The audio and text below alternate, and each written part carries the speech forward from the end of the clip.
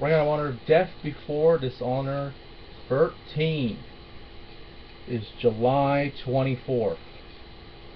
And it's very interesting. With Ring of Honor having Destination America as their second channel, basically the Wednesday Night Wars between Ring of Honor, TNA, NXT, and Lucha Underground has been great for business for sure. But for those who don't know, Ring of Honor usually airs on, at least in my area, Saturday on the Sinclair Broadcasting Network channel, a local channel, and it airs the same episode on Wednesday at Destination America, which is great because you get all kinds of audiences, audience eye seeing it. And so far we've only had one match announced, but it looks like Ring of Honor has announced several other matches, which is very interesting. First off, we have the World Championship match. The new World Champion, Jay Lethal, will defend the World Championship against Roderick Strong, the number one contender, who won his number one contendership at Best in the World, the same event that Jay Lethal won. Not only retained the television title, but won the world title. And it's very interesting to see what will happen there. I don't know what happens to the television title at this point. We've had instances in the past, over the years, that people have won titles and vacated the other ones. For example, the most notable one is the Ultimate Warrior and Hulk Hogan, the Ultimate Challenge for the Intercontinental and the at the time WWF Championship. And Ultimate Warrior won the match.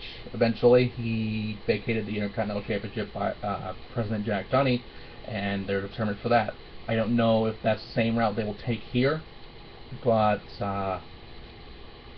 this match will be very interesting. Both of these men, to my knowledge, I don't remember them facing each other. I know they were House of Truth members in the past, but this is a very different Roderick Strong and a very different Jay Lethal from that time. Jay Lethal will do everything in his power to retain the world title, and with Truth Martini on the side of Jay Lethal, not on the side of Roderick Strong, but on Jay Lethal, it'll be very interesting to see what will happen there. But I honestly think Jay Lethal will retain the belts, if not both belts, if that television title's on the line as well. I doubt it.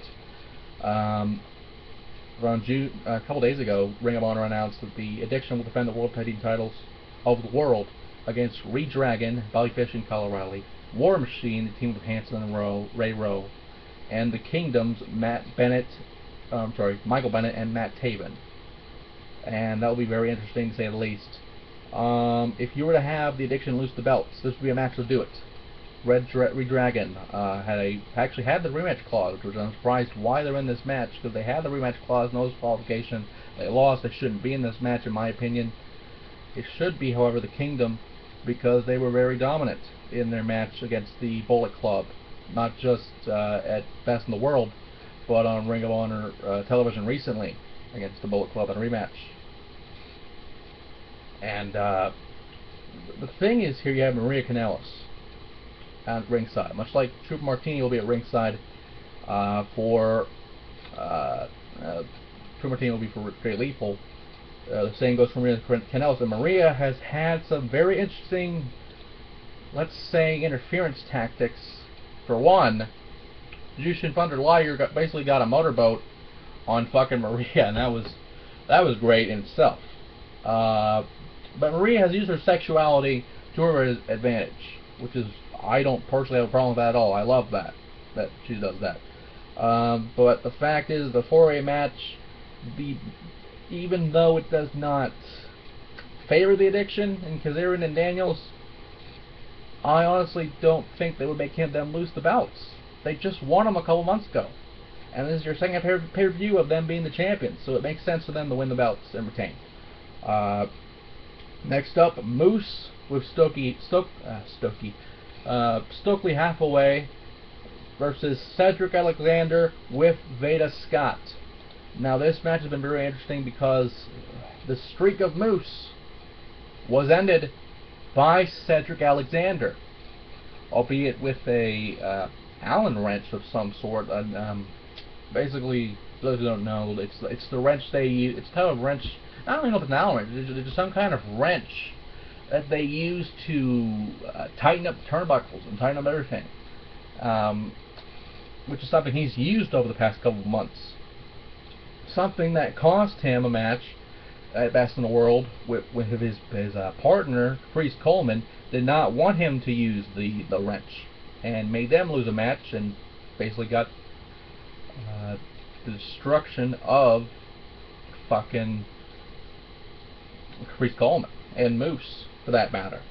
Veda Scott, much like when, God, I hate saying this, the streak of Artie Evans was broken, well, not too long ago, and when that happened, Veda Scott moved over the Moose. And when Moose's streak was broken, and when he lost the match at Best in the World for the number one contendership, he was taken down by Cedric Alexander. And this match, a couple days ago as well, was announced by Ring of Honor officials. And it's very interesting. I mean, Moose has been on a losing streak. It's very weird to say that, because this guy was the fucking beast. I mean, this guy, how can this guy lose, is what I'm wondering. And with Veda Scott in the inner corner, I believe Cedric will continue his winning ways, because of the cheating tactics of Alexander. I hate saying that, and it's very weird to have Cedric be this way, but it's interesting. And finally, Adam Page will face ACH, which was announced yesterday by Ring of Honor officials. I don't really care about this match personally, but with the decade at ringside potentially for this match, we have to favor Adam Page. And with that, Ring of Honor's Death Before, I was about to say Best in the World, but Ring of Honor's Death Before Dishonor 13 is July 24th, and Ring of Honor has been great over the past few months. If you're not watching Ring of Honor, what the hell's wrong with you? But if you have not been watching, this will be a pay-per-view to not only enjoy, but I believe there will be some New Japan pro wrestling wrestlers in this as well, as the talent agreement, exchange agreement between Ring of Honor and New Japan will be there as well. But I don't know what will happen. We can only find out. Since it's in Baltimore, we can only hope there will not be a riot.